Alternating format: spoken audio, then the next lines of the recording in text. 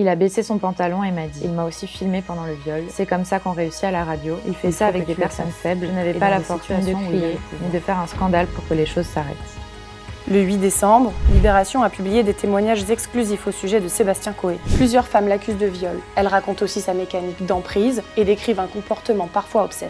Lui conteste fermement les faits. Tout est faux, tout est mensonger. Dans cette vidéo, nous vous reconstituons certains témoignages obtenus grâce à notre enquête. Nous avons recueilli la parole d'une dizaine de personnes.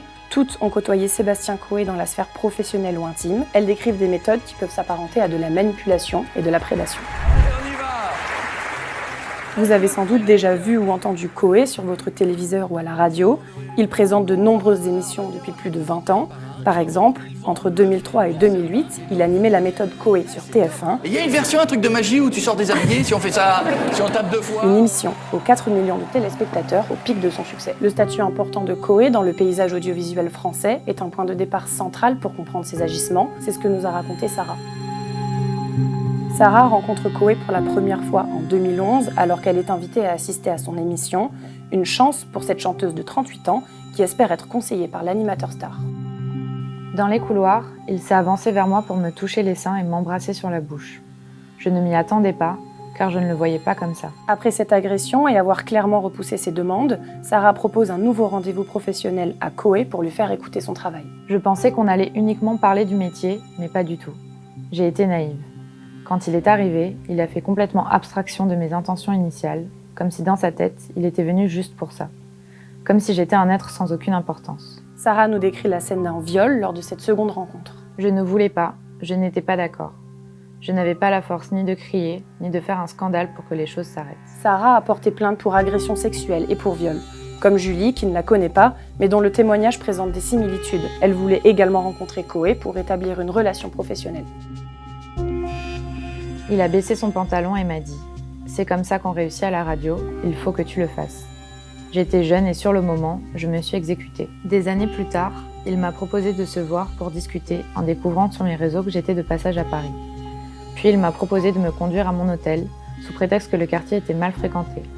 Dans le parking, j'ai voulu sortir de sa voiture et il m'a refait la même scène. Il m'a aussi filmé pendant le viol, je ne l'ai compris qu'à la fin.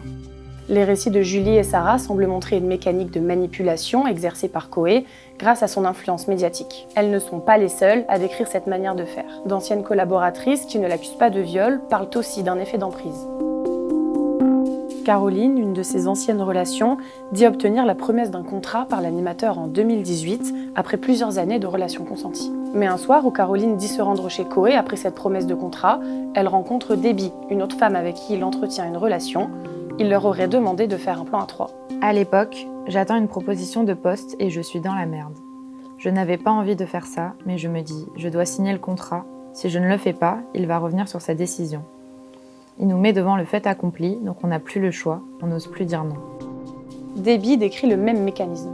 Il me disait, tu pourrais travailler avec moi, tu serais plus libre. En fait, il vous met complètement sous sa coupe. Il fait ça avec des personnes faibles et dans des situations où il a le pouvoir.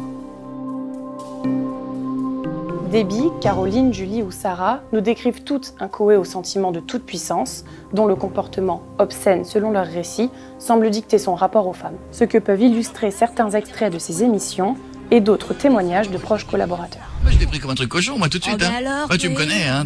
voilà. Enfin, pas encore bien. Alors, quel âge tu as maintenant? J'ai 21 ans. C'est possible, alors, ça y est, enfin. Même aux États-Unis, c'est l'âge légal en France. Aux États-Unis, je suis couvert dans le monde entier. Tu peux lui... Ah bah oui, mais Cécile, il y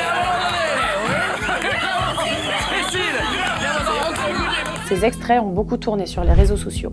Ils font écho au témoignage de David, un ancien collaborateur. Chaque rencontre était une occasion de séduire.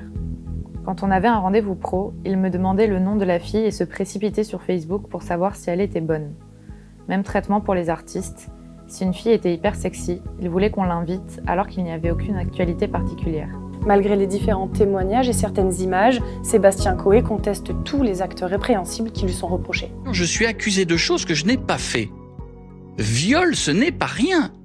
Nous avons déposé plainte pour faux avec mes avocats. Ces avocats précisent également que ces témoignages sont l'œuvre d'une déstabilisation mise en place par des malfaiteurs.